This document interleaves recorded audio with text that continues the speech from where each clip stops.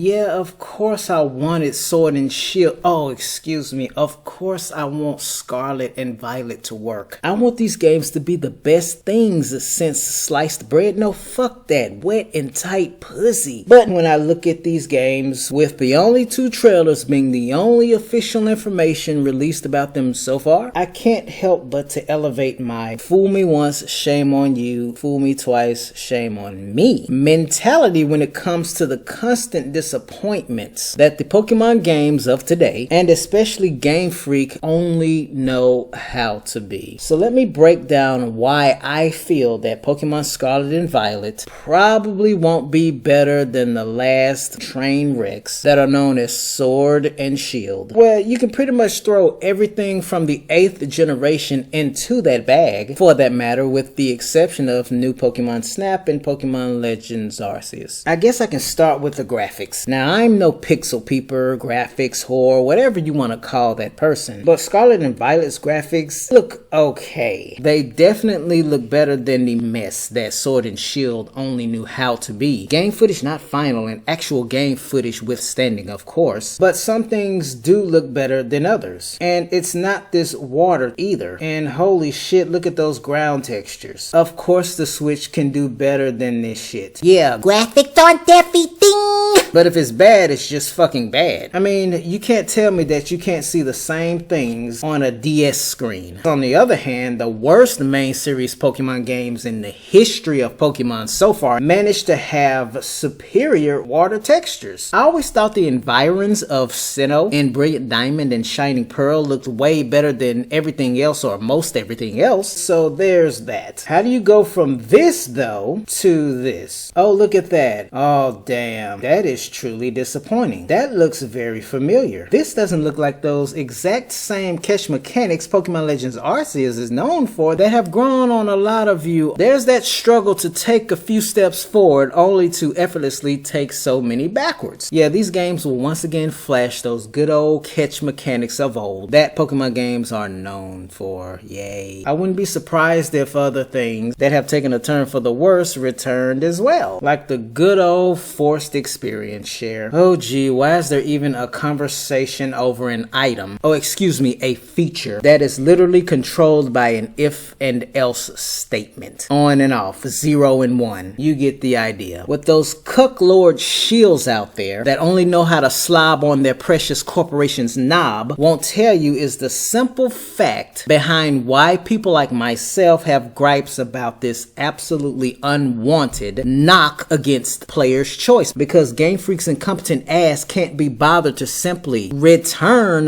the on and off switch that the feature had. Yeah, I know mobile Pokemon boxes are a thing now, but I don't need this shitty advert to coerce me. I use my party for things other than battling, gaining experience points, and gaining effort points. It's just simple convenience instead of having to stupidly work around something because you don't believe in player's choice and a toggle on the damn feature that it used to have. What's so hard to understand? We just want the option to turn the damn thing off, not delete it entirely, versus some brain dead workaround where we just box all of our precious pals or knock them the fuck out. But I digress. I don't expect Pokemon Scarlet and Violet to be any different, because it does seem like this is the norm, unfortunately, for the experience share, and you having any kind of say at all in your experience, let alone the product you're paying for. There's worse things to laugh at, let alone roast, like idiot takes like these. It's funny how we have to get over the experience share no longer being optional. Player's choice and criticism, for that matter, don't mean shit, so we should just get over every fucking problem in Pokemon. Only for that exact same brainlet to say, hey, let the Pokemon company hear you. They listen. Your criticism means something, because they have a tendency to shoot their foot off and stumble over the contradictory shit they spout in their poorly thought out tweets. And that's another problem with Pokemon being any kind of productive and a quality franchise. All of that is immediately halted because you have a lot of people like this in the Pokemon community that pretend they're some kind of gatekeeper, authority, and moral authority when it comes to criticism of any kind. Idiot takes aside, I expect blunders like paid DLC to also be a thing. It's just a matter of how much is considered the base content, the complete experience when it comes to Pokemon Scarlet and Violet. Violet? And has everyone already forgotten about and forgiven, of course, their precious Game Freak for Dexit? And that's exactly what I meant when I made my video roasting the Pokemon Scarlet and Violet grift. Everyone is all about the fake ass hype because everyone thinks they can wash away all of the disappointments, etc., but it doesn't excuse the reality that you're likely setting yourself up for disappointment. So it's all about coping, settling, and being in denial. Everybody had something to say about Sword, Shield, Brilliant Diamond, Shining Pearl, everything concerning their disappointments all over the 8th generation, but now everything's forgiven. How does that 5-step thing go? I wouldn't fault anyone if they actually left that in the comments for me to be entertained by. More than likely, Game Freak is going to tread down the same damn path that made Sword and Shield so great in an alternate universe, maybe. I can't help but to think about the blunders. We've only officially got 2 trailers and it's just preliminary information. Woohoo, look at your starters. It's the same grass, fire, and water trifecta from days of old. And this is the same company that claims they're going to give us an open world experience. You know what I'm going to do with that bold ass claim? I'm going to take it to any and every casino imaginable, strike it big, and be set for the rest of my life. We could finally see Savij's scales. Larvitar looks more HD than ever. And look at that fucking detail on Magnemite. You got your typical legendary Pokemon. They look shitty to me, I'm not sorry to say. I see no difference from what you can see in the Digimon world. They just don't work for me. And of course you have your starters. There's new Pokemon, but yet Game Freak's lied that was effortlessly disproven before it left their lying mouths about them claiming that they have a Pokemon problem. There's too many Pokemon, so we can't include everything in the games, but yet it's perfectly fine because it's a shtick for every single new generation of Pokemon games to introduce new Pokemon to make that so-called problem they claim is a problem even worse. So let's see, what you're going to be faced with is the fact that you have new Pokemon to play around with, but you're going to have a lot less to play with as well. What sense does that make? Because hey, it doesn't matter anyway, because it's not about quality. Don't be surprised if you can't use your precious Pokemon in these games, even before their paid DLC. Why wouldn't they go for it since they did with Sword and Shield? And Pokemon sales, of course. Game Freak's allowed to get away with every fucking thing, and when you complain about even the simplest things, those corporate cocksucking shields pretend that someone disturbed their vagina because you dare point out the fact that their sacred corporation is so damn incompetent they can't even get the simplest things right. We shouldn't have to have a conversation about the experience share. We shouldn't have to have a conversation about what Pokemon am I allowed to use in a Pokemon game when this wasn't an issue before. But Game Freak can't help but offer that free real estate to roast when at the end of the day they're going to coast off of Pokemon's name and make millions of dollars. Either way, I'm largely unimpressed because I expect a retread of everything that was such a blunder just a single generation ago. And it appears that the scaling has been done properly, but I'm also reminded of perception versus reality. How will every single Pokemon's model in-game look compared to the character, a tree, the mountain behind them, you name it? Because here's yet another thing Game Freak is just too incompetent to get right, even though it has been done properly many times before in older Pokemon games. Pokemon Battle Revolution, Pokemon Coliseum. Where the fuck is Genius Sonority these days? Oh, look at that, the follow Pokemon feature. It looks every bit as clunky. Again, ladies and gents, it's the simplest things, but I guess it's all about getting over things. The masses have proven that it's all about coping, settling, and being in denial, no matter how many times you're disappointed. I want these games to work. No, I'm not as optimistic as your precious grifting PokeTubers, and anyone else for that matter. I simply prefer to be realistic. How many times does one have to be disappointed to finally get a fucking clue? These corporations make millions just by existing. They don't care about what anyone has to gripe about over the internet, but at least I won't be their ass wipe. It's all up to you. I'm not here to make anybody's decision and put anyone into a depressing state. That's the big ass reality with Pokemon as of late. Remember, every other franchise is allowed to be progressive. They're allowed to evolve, which is ironic, but yet Game Freak fails to deliver on that front in many aspects, especially the simplest ones. And remember, ladies and gents, the only way to avoid disappointment is to expect it.